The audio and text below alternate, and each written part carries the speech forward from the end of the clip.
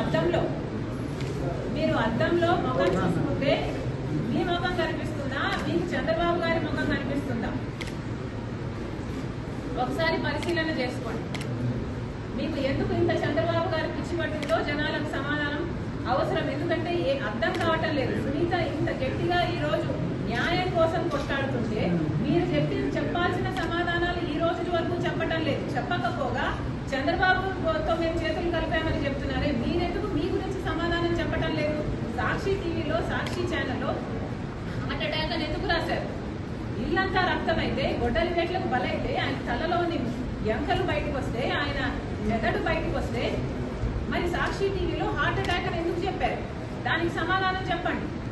చంద్రబాబు గారు ముఖ్యమంత్రిగా ఉన్నప్పుడు సిబిఐ ఎంక్వైరీ అడిగిన మీరు వివేకానంద రెడ్డి గారి హత్య కేసులో ఆ తర్వాత సిబిఐ ఎంక్వైరీ ఎందుకు వద్దన్నారు? దానికి సమాధానం చెప్పండి.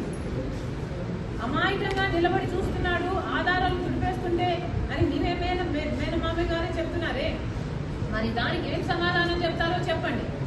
ఇవన్నీ మీ హస్తం లేకపోతే, అవినాష్ రెడ్డి హస్తం లేకపోతే ఎందుకు దాచిపెట్టుకోవాలనుకుంటున్నారు? ఎందుకు సమాధానం చెప్పడం లేదు? 5 సంవత్సరాలు అవినాష్ రెడ్డిని ఎందుకు కాపాడారు? మళ్ళీ అదే అవినాష్ రెడ్డికి అక్యూజ్డ్ గా ఉన్న ఇన్కంపెంట్ ఎంపీకి మీరు ఎందుకు టికెట్ ఇస్తున్నారు? మీకు చంద్రబాబు గారు పిచ్చి పట్టిందేమో అని నాకు అనుమానంగా ఉంది. ఒకసారి అద్దం పంపిస్తున్నాను మీకు. దయచేసి అద్దంలో ముఖం చూసుకొని మీకు మీరు కనిపిస్తున్నారా లేక చంద్రబాబు గారు కనిపిస్తున్నారో ఒకసారి టెస్ట్ చేసుకోవాలి. ఇది పక్కన పెడితే జగన్మోహన్ రెడ్డి గారు, నాకు భయమేస్తుంది.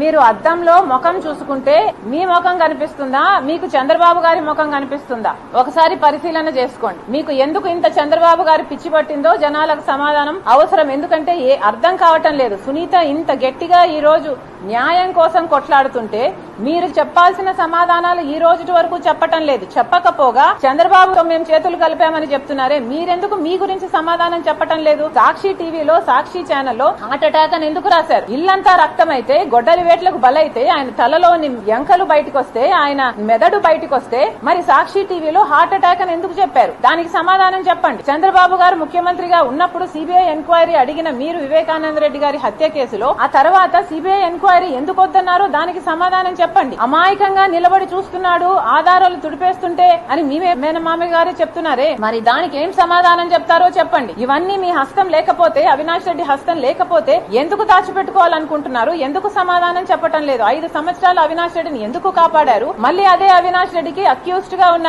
ఇన్కంపెంట్ ఎంపీకి మీరు ఎందుకు టికెట్ ఇస్తున్నారు? మీకు చంద్రబాబు గారు పిచ్చి పట్టిందేమో అని నాకు అనుమానంగా ఉంది. ఒకసారి అద్దం పంపిస్తున్నాను మీకు. దయచేసి అద్దంలో ముఖం చూసుకొని మీకు మీరు కనిపిస్తున్నారా లేక చంద్రబాబు గారు కనిపిస్తున్నారో ఒకసారి టెస్ట్ చేసుకోవాలి.